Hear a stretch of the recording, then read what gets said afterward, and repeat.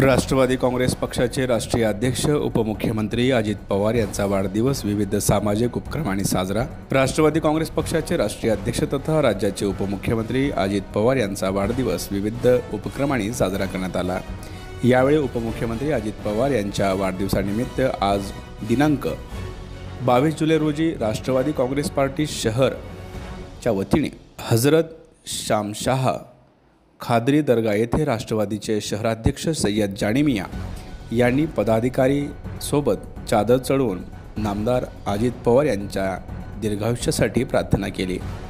त्यानंतर राष्ट्रवादी काँग्रेस पार्टी उदगीर शहरच्या वतीने शहर पोलीस स्टेशनच्या समोरील कामगार नाक्यावर कामगारांना कार्याध्यक्ष शशिकांत बनसोडे यांच्या वतीने खिचडी वाटप करण्यात आले।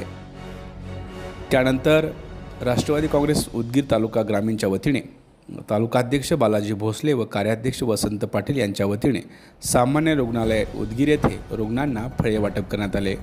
यावेळी राष्ट्रवादी काँग्रेस पार्टीचे पदाधिकारी कार्यकर्ते मोठ्या संख्येने उपस्थित होते।